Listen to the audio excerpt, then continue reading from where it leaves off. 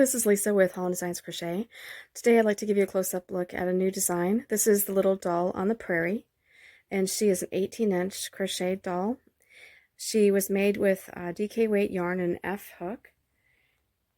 Her hair is also crocheted. It's these beautiful ringlets that curl back on each other. And the top of her hair as well is worked in the round, and everything is sewn on with a yarn needle. I use safety eyes and a little bit of blush for her cheeks. She's perfect size for little ones to play with, and she's a dress-up doll, so her dress does come off. It has a button closure at the back. It's also easy to remove without undoing the button. There's color changes at the arms and also at the legs to resemble pantaloons and sleeves. The lace is quite pretty here on the skirt, and it's worked from the bottom up, all in one piece. The dress is quite easy to work that way. It's not something that requires a lot of sewing. She's really sweet. You can find her in my Etsy shop and also on Ravelry, so I'll put the links in the description box. Today I'm working on another little doll on the Prairie sample. So the original doll I ended up giving away as a gift to a friend who is running a brownies club, like a little Girl Scouts club for 5- and 6-year-olds, and so she needed a doll for her club, and so I gave that one to her. And so I'm just making another sample, and I used the exact same colors as I used for the original. And so this morning I just finished her hair and sewed that on, and I added the blush on her cheeks as well. And for this doll I decided I'm going to use this pretty duck egg blue color for her dress. So I will show you what I've been doing so far this morning. I just basically made the lace for her skirt and also started the stitching here, the ribbing. So I'll demonstrate for you a little bit of how that stitching is done, just to give you an idea how to work those short rows to create that ribbing. Okay, this is the skirt that I've begun, and the lace is worked first. So you begin here at the top of the lace and work downward to create this beautiful ruffle. And then you fasten off once that's completed, and then join again with the dress color on the opposite side of row 1 of the lace. So I've done all that, and now I'm working from the bottom up with the dress. And so I'm on to the ribbing section, the first ribbing section. And so this particular short row ribbing section, it actually narrows the skirt from the original width. So I'll show you how that's done. We basically go from having 90 stitches around to having only 60 rows. So we do a decrease every time we work back across our ribbing. So this is just a normal ribbing that I've used many times as a short row ribbing. It's half double crochet worked in back loops only. And so I've got 10 half double crochet stitches on each of these rows. So as I'm working across down toward the bottom of the skirt, I work my 10 half double crochets in back loops only, and then when I get to the end of the row I do some slip stitch joins. Okay, so what I'm doing here to work a decrease is I'm actually skipping 1 single crochet stitch, and then I'm working a slip stitch in the next 2 stitches. So that's how the decrease is done, simply skipping 1 of the single crochets. And then I just turn my work and work back the opposite direction, working again in back loops only, working my 10 half double crochets across. So those 2 rows are repeated to create that ribbing. And the only thing different from perhaps other ribbings that I've done in other patterns, you know, with like an edging or something, is that we're working a decrease there at that joining edge to narrow the skirt. So that's one minor difference.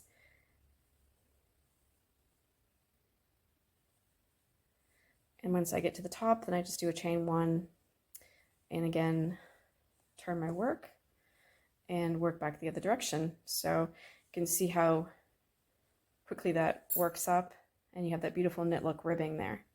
When this is completed, you'll end up at the top of the ribbing again, when you finish, and you'll just join with a slip stitch to the end of row 1, and then you'll continue to build the skirt from there. There will be a opening here that you'll need to sew later, so you'll need to do a quick little seam in 2 places on the ribbing. That's the only sewing involved in the actual formation of the dress. I've just finished the first rib section, and as I was saying, I'm ending at the top here and just joining with a slip stitch in the end of the first row. Okay, so now that I've done that, there's this little gap here, so you'll sew that later. And then we just continue on. We do a chain 1 and we work a single crochet in each end of each row around. So you'll have a total of 60 single crochets on this round. So just make sure your stitch count is accurate on this one. So you should have 60 ribbed rows and you'll have 60 single crochet stitches on this round.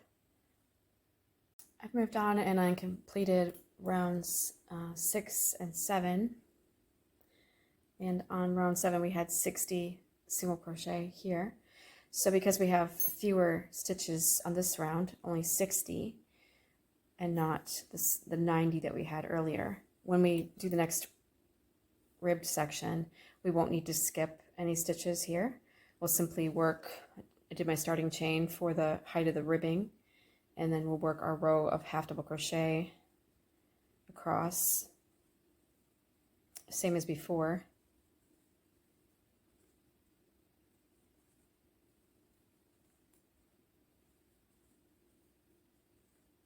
We get to the edging of the skirt, this edge here, we will not have to skip any stitches. We'll just work a slip stitch join into the next 2 single crochets and turn our work. So we're still going to be working the same number of ribbed rows for the ribbing, but we won't have to skip any stitches. So we just work slip stitch in the next 2 single crochets and then turn our work, and again work back along that row of half double crochets, working in back loops only to create that ribbing. So this particular section, the second rib section, is the same as far as the actual stitching, but the only difference is you don't have to skip any stitches when you're joining. So I'll complete this section of the ribbing and then I'll come back and show you how we continue from there.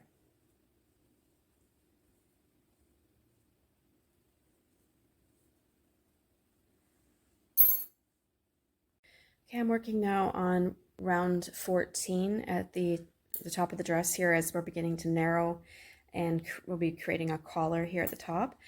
And so you can see I've completed the second ribbed section. So on round 14, I'm working a total of 8 single crochets at the start of this round. And then I am creating a chain 16 for an armhole.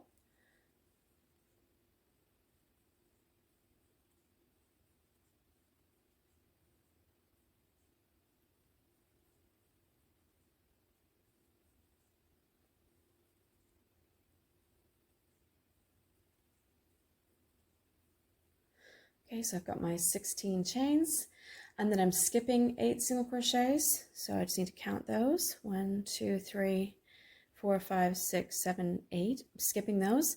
And then I'm going to work a single crochet in the next 16 single crochets. I'll just turn my dress here to the front. And I'll work my 16. So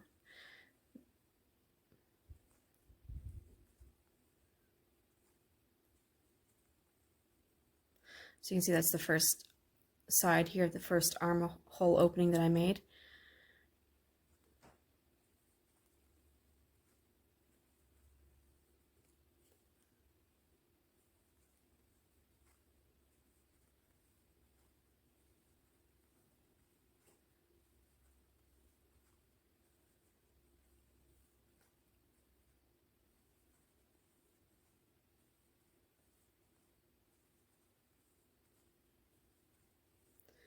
Okay, so now I've got 16 across the front of the dress.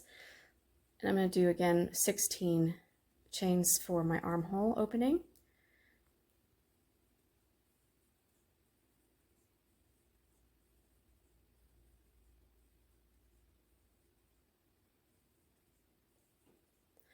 And again, I will skip 8 single crochets.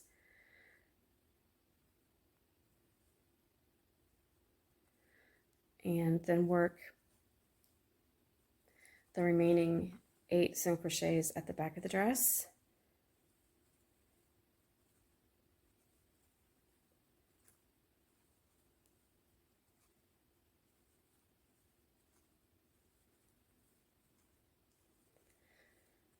Okay, and then I'll join with a slip stitch in my first single crochet. So that's the completion of round 14 at the top of the dress, and you can see then I got the 2 armhole openings, and this will be the foundation for the collar. Okay, now as we're working the collar, we're going to begin working in rows. So we're doing a chain 1 turn here at the back of the dress. I'm going to be creating a back opening.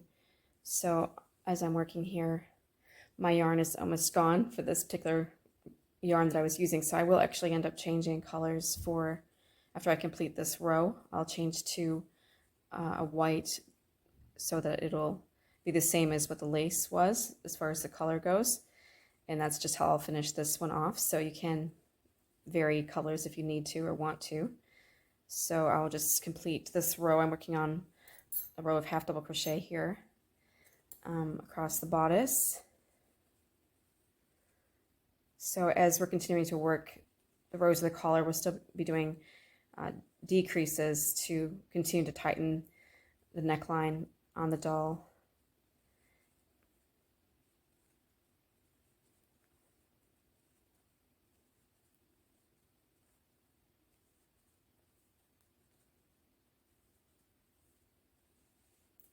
You can see how pretty that's looking, and this dress does really fit over the doll's head very easily, even without having to undo the button at the back. It's quite easy to dress this doll, so the style of the dress is quite neat, and it's really lovely. There's not any sewing really involved in this dress, except again for the 2 little back seams that I'll sew up after I'm finished.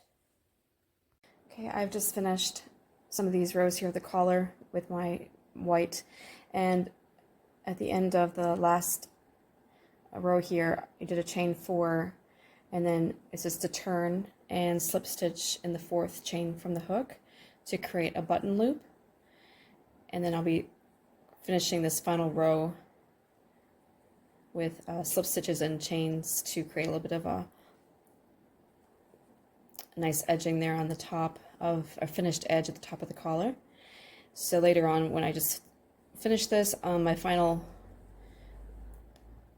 details will just simply be sew a button here so that we can fit it through this button loop, and then of course sew those 2 little seams at the back. Here's the completed blue dress on the doll, and she looks quite sweet, so it's nice to make a video demo of the dress and then be able to show you what it looks like in another color. And I also just finished up the back of the dress. I sewed the 2 seams at the back, and also I added a gold button at the back of the collar. So you can see what that looks like there. Just a little button that went through that button loop that we made. And then the back of the dress, obviously, all those seams have been completed. So she turned out really sweet, and I hope that you enjoy making this doll if you get a chance to as well.